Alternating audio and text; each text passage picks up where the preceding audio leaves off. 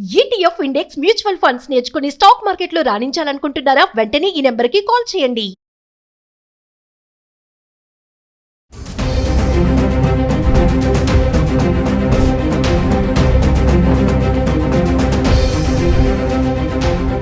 నమస్తే, welcome back to Suman TV. Present మనతో పాటు ఉన్నారు అనలిస్ట్ మందరి కృష్ణారెడ్డి గారు. నమస్తే సార్. నమస్తే అమ్మా.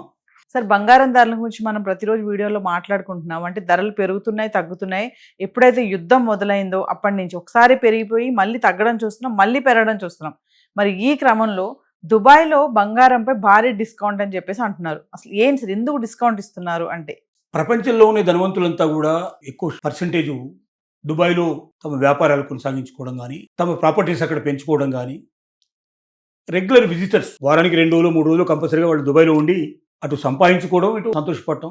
ఎంత సంతోషంగా ఉంటే అంత సంతోషం దొరికే అవకాశం డే అండ్ నైట్ 24/7 వాళ్ళు అక్కడ అనుభవించడానికి అక్కడ సిద్ధంగా ఉన్నారు. అట్ ద సేమ్ టైం ప్రపంచంలో బంగారం సహజంగానే దుబాయ్లో తక్కువ రేట్లు దొరుకుతుంది. మొత్తం ప్రపంచం రేట్ అంతా తీసుకుంటే దుబాయ్లో తక్కువ రేట్లు దొరుకుతుంది. కారణం ఏంటంటే అక్కడ స్థానికులు పెద్దగా బంగారం ఉపయోగించుకునే వాళ్ళు తక్కువ. కానీ అన్ని దేశాల నుంచి బంగారాన్ని అక్కడికి తీసుకొచ్చి అమ్మకానికి పెట్టేవాళ్ళు, ప్రాపర్టీస్ అవి కొనుక్కోవడానికి ఆ బంగారాన్ని విక్రయించేసేసి ప్రాపర్టీస్ కొనుక్కోవడం అనేది అక్కడ సహజంగా జరిగేటువంటి పరిస్థితి. ఎందుకంటే వేరే దేశాల నుంచి తెచ్చినప్పుడు మళ్ళీ ఆ దేశాల నుంచి కరెన్సీ తీసుకొచ్చి ఆ కరెన్సీని అక్కడ మార్చుకొని చేయాలంటే కొన్ని ఇబ్బందులు ఉంటాయి. కాబట్టి బంగారాన్ని సులభంగా మార్చుకొని చేసుకుంటూ ఉంటారు. సో మనకు పట్టుబడేటువంటి బంగారం కూడా భారతదేశంలో ఎక్కువ భాగం దుబాయ్ నుంచి వస్తూ పట్టుబడ్డట్టుగా మనం అనేక వార్తల గతంలో మనం చూసుకుంటూ వచ్చాం. మనకు కొరియర్ ద్వారా కూడా దుబాయ్ నుంచి ఎక్కువ మాత్రం బంగారం వస్తున్నట్టుగా ఈ కొరియర్స్ను కూడా పట్టుకోవడం ద్వారా కూడా బయటకు వచ్చిన విషయాలు.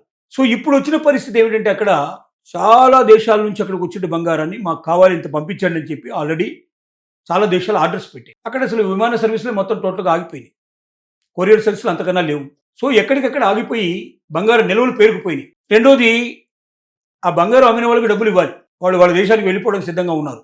అంత డబ్బు ఇవ్వడానికి అక్కడ ఉన్నటువంటి వ్యాపారస్తులకి అవకాశం తక్కువగా ఉంది. ఎందుకంటే రోజు వ్యాపారం నడుస్తూ ఉంటే వస్తుంటాయి, పోతుంటాయి, ఇచ్చుకుంటూ పోవడం చాలా ఈజీ అవుతుంది. కానీ వచ్చేది లేదు, ఇచ్చేది లేదు పరిస్థితి ఉన్నప్పుడు మనం ఇవ్వాల్సిన డబ్బులు ఇవ్వాలి, కానీ మనకు వచ్చే డబ్బులు ₹1 లేదన్నప్పుడు ఎంతమంది కానీ ఇవ్వగలుగుతారు? ఇవ్వలేని పరిస్థితి ఏర్పడుతుంది. కాబట్టి వీలైనంత డిస్కౌంట్ ఇచ్చేసేసి తొందరగా బంగారాన్ని విక్రయించేసి వాడికి ఎవరెవరికి డబ్బులు ఇవ్వాలో వాళ్ళకి డబ్బులు ఇచ్చేసేసి క్లియర్ చేద్దామనే ఉద్దేశంతో చాలామంది డిస్కౌంట్లు ఇవ్వడం మొదలుపెట్టి ఒక ఔన్స్ మీద సుమారుగా $30 తగ్గించేసేసి ప్రయత్నం చేస్తుంది. దాదాపు 1/4 రేటు చాలా తగ్గినట్టు లెక్క ఒక రకంగా చెప్పాలంటే.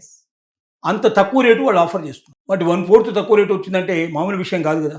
₹1,50,000 లోపల మనం 1/4 లెక్కేసుకుంటే సుమారుగా ₹20,000-25,000 ₹30,000 వరకు తగ్గింది అనుకుంటే ఒక తులం మీదనే దాదాపు ₹30,000 తక్కువగా వచ్చిందంటే చాలామంది కొనుక్కోవడం సిద్ధపడతారు. కానీ కొనుక్కోవాలని కూడా సమస్య ఏంటంటే ఎవరిదో తెప్పించుకునే అవకాశం లేదు. అక్కడ రోజు విమానాలు నడిస్తే ఆటోమేటిక్గా ఫ్లైట్లో ఎక్కుతారు, వచ్చేస్తారు.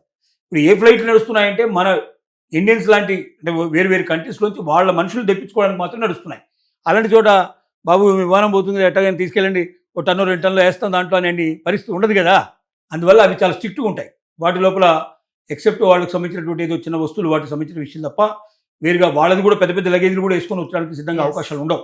ముందు మనుషుల ప్రాణాలు కాపాడటమే మెయిన్గా దృష్టిలో పెట్టుకొని చేసినటువంటి పని అన్నది. సో ఇలాంటి పరిస్థితుల్లో దుబాయ్లో బంగారం చీప్గా దొరుకుతోంది, డిస్కౌంట్ రేట్లు దొరుకుతోంది అనే విషయం ప్రపంచానికంతా అర్థమైంది.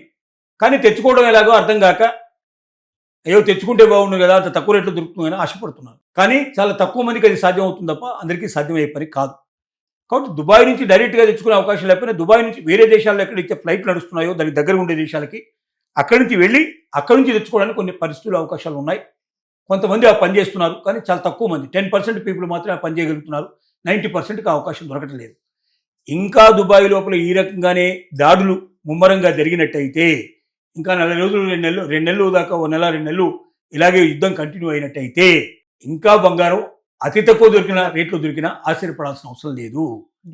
కానీ ఎంత తక్కువ దొరికినా అందని ద్రాక్ష పుల్లగా అన్నట్టుగా మనం అనుకోవడమే తప్ప దాన్ని తెచ్చుకునే అవకాశాలు ప్రస్తుతానికైతే ఇక్కడ కనబడలేదు. ఎందుకంటే యుద్ధంతో సార్ ఈ నౌకా ప్రయాణాలు కానీ ఫ్లైట్స్ కానీ ఇవన్నీ కూడా ఆగిపోయాయి కదా. ఇప్పుడు వెళ్ళి ఇంపోర్ట్ ఎక్స్పోర్ట్స్ కూడా ఏం చేయలేము, అన్నీ ఆగిపోయినాయి. అందుకే కదా ఇప్పుడు సమస్య అంతే అదే కదా. దాని చుట్టూ దాదాపుగా ప్రతిబంధం హార్మోజ్ జలసంధి ఎప్పుడైతే ఆగిపోయిందో అప్పుడు అన్నీ ఆగిపోయినట్టు పరిస్థితి పడింది.